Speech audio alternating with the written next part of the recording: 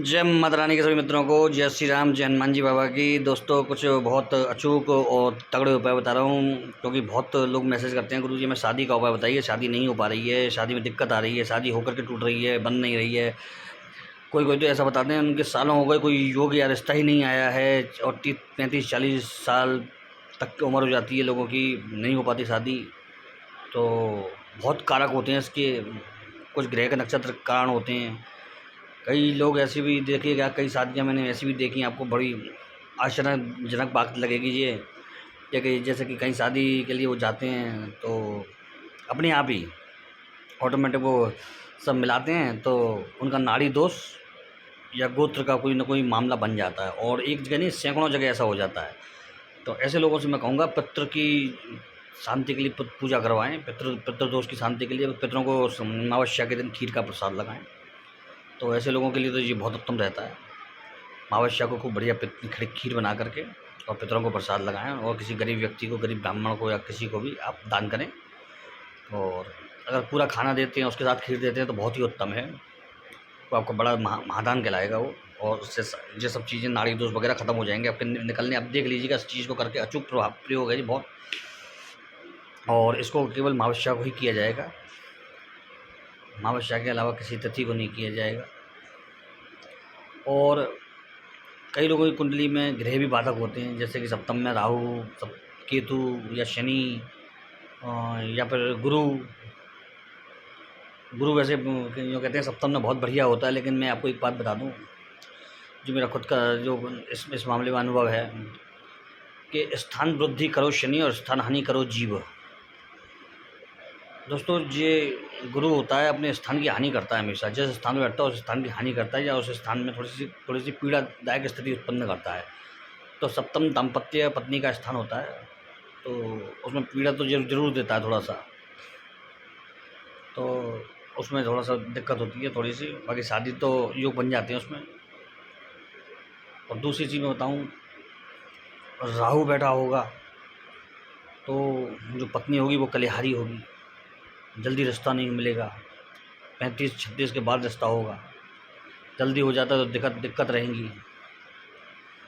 केतु बैठा होगा तो कुछ जो सामने वाला जो जीवन साथी मिलेगा उसका व्यक्तित्व तो कुछ अलग ही टाइप का, और टाइप का होगा, वो अपने आप किसी को कुछ समझेगी नहीं, घमंड अकड़ ये रहेगा उस सामने वाले में। ये स्थिति दोनों के संग होगी, चाहे वो लड़की हो चाहे लड़का हो। तो ये सब चीज़ें आपको ध्यान रखनी होंगी, ये जितनी सिंपल चीज़ें लगती हैं उतनी होती नहीं है।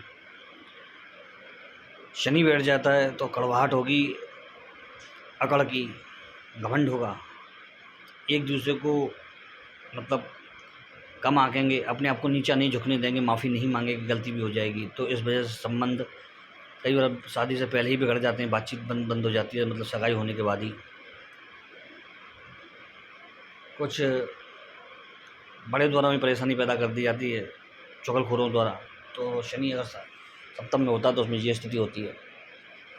जो ग्रह 7वें में बैठा होता है तो उसकी शांति अवश्य करानी पड़ती है आपको, तभी उसका फल सही मिलता है, और तभी वो शादी की ऐसी स्थितियाँ उत्पन्न करता है जो शादी के लायक होती हैं मामले। अब इसमें शादी का मैं एक और टोटका बहुत अचूक प्रयोग बताता हूँ लड़कियों के लिए, आदमियों पर भी शूट करता है वैसे। ये कोई शादी हो रही है और शादी में दुल्हन को या दूल्हे को, बहुत से दूल्हे भी लगाने लग गए हैं आजकल, जो मेहंदी होती है वो मेहंदी लग रही है, किसी तरह से दुल्हन की मेहंदी आपके हाथ में लग जाए, कोई लगा दे या कोई ज़बरदस्ती लगा दे, कुछ ऐसे कर दे, तो समझ लीजिए आपकी शादी की योग उसी समय पक्के शुरू हो जाएंगे। ये टोटका समझ लीजिए, एक उपाय समझ लीजिए, बहुत कारगर उपाय रहा है ये, और बहुत जगह महसूस किया गया ऐसा होने के बाद शादी हो ही गई है। तो ये बड़ी बढ़िया चीज़ है। इसमें टोटके में महत्वपूर्ण ये होता है कि जो हल्दी दूल्हे या दुल्हन को लग रही हो शरीर में से, किसी तरह से उसमें से थोड़ा सा आ जाए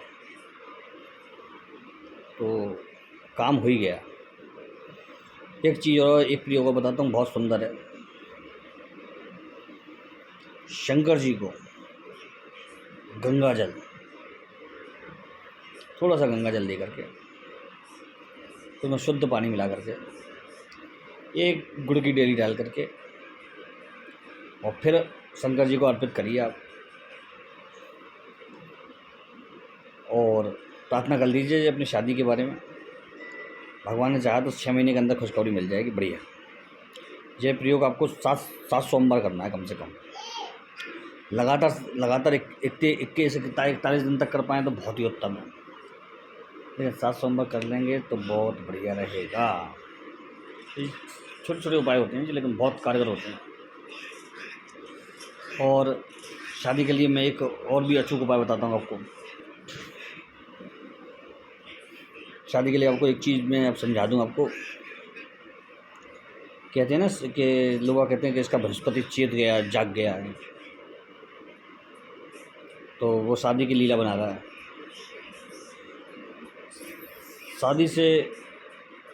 शादी तक बनाने का काम बृहस्पति यदि शुभ स्थान में हो तो करते हैं, दाम्पत्य स्थान को छोड़ करके, यानी 7वें भाव को छोड़ करके। और उसके बाद का कार्य शुक्र का हो जाता है, जीवन संगनी के साथ व्यवहार। और शुक्र तो इसमें दोस्तों क्या होता है, इसमें मैं आपको एक चीज़ बताऊं कि बाद में जो शुक्र का जो काम होता है वो दाम्पत्य जीवन को आगे बढ़ाना होता है। दाम्पत्य जीवन को जो उनके पर फिजिकल रिलेशनशिप होते हैं वो भी शुक्र के आधार पर ही होती हैं, लेकिन उसको बुद्धिमत्ता से बढ़ाने का कार्य गुरु करता है, और उसमें उसको टिके रहने का कार्य करता है जो वो बुद्ध करता है, यानी कि विवेक। ये चीज़ें बहुत बारीकी से समझनी होंगी आपको, तो आप बिल्कुल अपने जो प्रॉब्लम है उसका सॉल्यूशन 1 मिनट में कर देंगे आप अपनी का। यदि आपको सब चीज़ें मालूम होंगी तो आप अपनी प्रॉब्लम का सॉल्यूशन तुरंत निकाल लेंगे। अब एक चीज़ और बताता हूँ आपको। शादी तक ओम ब्रह्म बृहस्पति नमः मंत्र का जाप करना चाहिए। शादी की बात चलने पर दोनों मंत्रों का जाप करना चाहिए, ओम ब्रह्म बृहस्पति नमः और ओम शम शुक्राय नमः, अलग अलग टाइम पर, सुबह या शाम अलग अलग दोनों। और जब शादी पक्की हो जाए तब ओम शम शुक्राय नमः मंत्र का जाप करना चाहिए। एक बहुत बढ़िया और अचूक प्रयोग बता रहा हूँ आपको। आप भी कहेंगे कहाँ से आया जी। अब जी इसका सफलता देख लीजिएगा, आप 100% सफलता मिलती है आपको। मेरे छोटे छोटे उपाय होते हैं, लेकिन अगर आप विश्वास से ऐसे करेंगे तो 100% सफलता मिलेगी आपको। इस चीज़ को आप देख लेना, आपको मालूम पड़ जाएगी। इस चीज़ जो मैंने ये चीज़ें बताई हैं बिल्कुल वो सटीक बैठेंगी आपको। शुक्रवार को जो बालक होते हैं छोटे छोटे, उनको कोई भी मतलब चॉकलेट वाला, दूध वाला बना हुआ पदार्थ का कोई भी चीज़ उनको बांटें, आप प्रसाद लगा दें, तो समझ लीजिए माता रानी आपकी मन की मुराद बहुत जल्दी पूरी कर देती है शुक्रवार को। ठीक है ना। चलिए, जय श्री राम और जय हनुमान जी बाबा।